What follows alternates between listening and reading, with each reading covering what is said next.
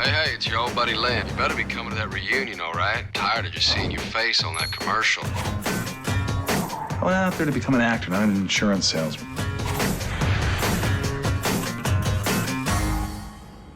Thought I was getting away from you. This was a fun movie, yeah. Were you guys really from the class of 94? I am. I'm from the class of 94. I graduated high school in 94. Really? Yeah. The movie magic side, we were able to make it 94. I graduated in 90, but a lot of people graduated between Harlan graduated in the 60s. Besides that, no, it was like, it varied, so we just made it 94, and we, I'm 95. Yep. So movie makeup magic, we just made it happen, so, nice little medium. Definitely. And I'm judging from the photo that we see at the very end of the credits, I take it this is a very personal story for you? Yeah, he's referring to the picture of all the real guys, the real Right. Brenneman, the real T, the real Skunk, the real me, which is, yeah, it's a personal story. I mean, there's a lot of characters in this that are loosely based, and there's events that happen that really, it's very nostalgic. It means a lot to me. It's just, it was fun to do. Mm-hmm. So it's personal in some ways. And I like that you mentioned Metallica's Black Album. That was definitely a big album back then. Oh, yeah. So you guys all like that album, Oh, right? yeah. That was huge. Remember how I put it over and over?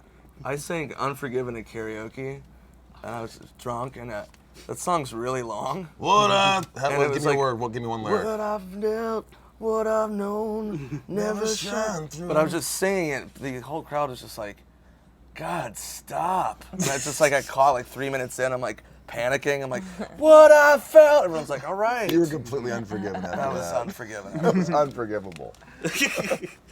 Yeah, I need to sing songs from that at karaoke. That's still one of those albums I never get sick of. Oh, it's a good one. But I mean, you. Exit light.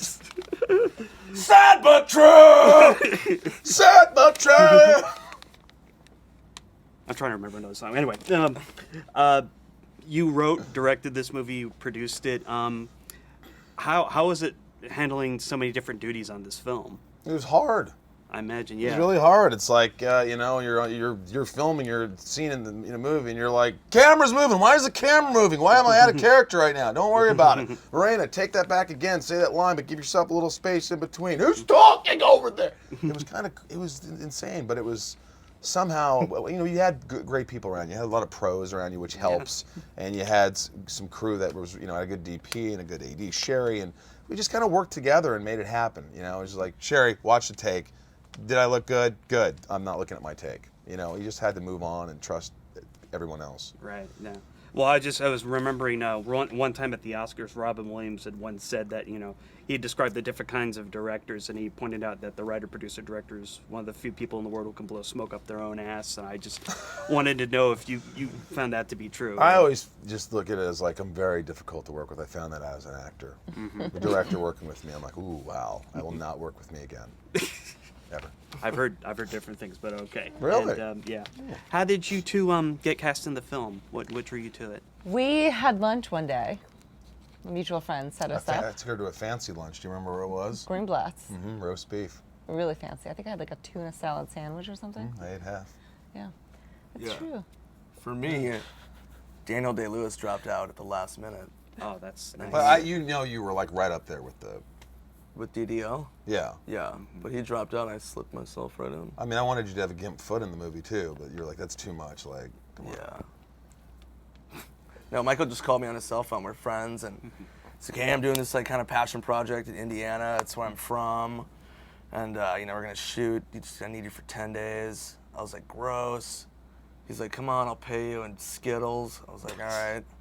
Do you remember too? They called me. You're like, we're already shooting. You're like, hey, I don't know. This character's like a little older than me. Feels like it's too old for me. And I go, give me 5 minutes. And I went back and I made the character a lot younger. Yeah, the character's supposed to be like 40. And I added a scene for him. I go, hey, I wrote this scene in a car where you're slamming. You want to? And then he goes, yeah, okay, that's cool. But Nick's specific. He knows kind of what he wants. He knows, and this is a different character, I think, than most people have seen him. And he gets to really show his chops because you're actually a good actor. You know that, like an actor. You're not just like a comedian, funny guy. You fucking act. Bless you. It's true though. I swear to God, I watch this movie. I'm lying. Never watch anything that I'm in. Mm-hmm. Yeah. No, you were great. It's not thanks. easy playing drunk.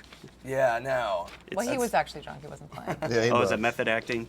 Yeah. So And he was No, it Little is a style. skill. We had talked about that, about the scenes where you do play a drunk. It's like, you can always tell in a movie when Yeah. people Yeah. are like, bad drunk acting is It's so horrible. embarrassing. Where you're just What's like, your really? technique? Everybody's got like a drunk technique.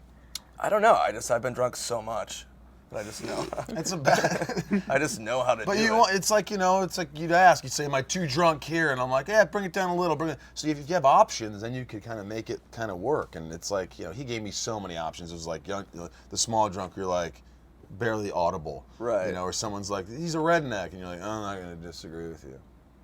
And then all of a sudden he's like, Kramer's looking for a kid, and you're just like huge, like kids, because you can't find him. He was just all over. It was like, and that's kind of a drunk for the most part. Right. So, And there's been a lot of high school reunion movies over the last couple of years. Were you looking to avoid any sort of cliches that come with those movies? look, I know everybody that probably goes, back in the day, it's another, guy goes home. But there's a lot of different twists, and it's different because we don't take ourselves as serious as most. I think you see, I'm not going to mention any movies, but I think sometimes they get too serious in these reunions and what happened, and it's just like ours is, it's a lot of fun. I mean, it's really, I think people are going to embrace these characters and their Well, and different it's personalities. This particular combination of people in this Yeah. film that I think really makes it. Everybody's performance is really, really fun to watch. It is. Yeah, and it's the awkwardness of seeing someone you haven't seen in years, and it's that reality and what have these guys been up to, and Right. it's just a lot of fun. We have some huge set pieces, like Sarah Colonna with the big whipping and the dominatrix outfit, and him in the car having sex, which is unbelievable, and her and I with this puking scene, which is outrageous, but at the same time interwoven with heart and soul, and Yeah. so I There's think a lot of heart and soul in puking. There is a lot of heart and soul in puking. Yeah. I haven't seen a puking scene quite like this before. Did you enjoy it? Yes, I did. You did. I did enjoy Were you it. yeah. uncomfortable? A little bit, yeah. Good for you, Ben. Cool. I did have one last question. My editor has wanted me to ask you in regards to Batman versus Superman. Would you be interested in reprising your role as Lex Luthor in that? I think if you were Joaquin asked? Phoenix already did. Oh, I he mean, did? they're really giving the role to a no-name. It's surprising. Now, Is it really Joaquin? I might be. I hear it is, but he's That's what I he's an unbelievable actor. So I played it for 7 years. I would have loved to have done it. It's a great character, but there's people are like, "Are you upset?" I'm like, "No, Joaquin Phoenix is doing it. Like I had a shot in hell." Yeah. Well, it's just a lot of people were hoping you would play it, but I understand. I know, and Yeah. I really, I love those fans out there who are really pushing for it, and Oh well. oh well. But you have this movie, which is good. So, yeah. Thank you, Are Ben. you having some sort of midlife crisis and you thought reliving the glory days with your boys was going to solve everything? I didn't expect to have this much fun being back. Oh my God. I was so focused on getting out of here, I never really gave this place a chance. Maybe what I've always needed has been right here in front of me.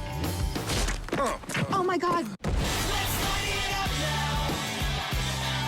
Hey, Freeman, you know she's pregnant, right? You know what they say, can't get them pregnant twice.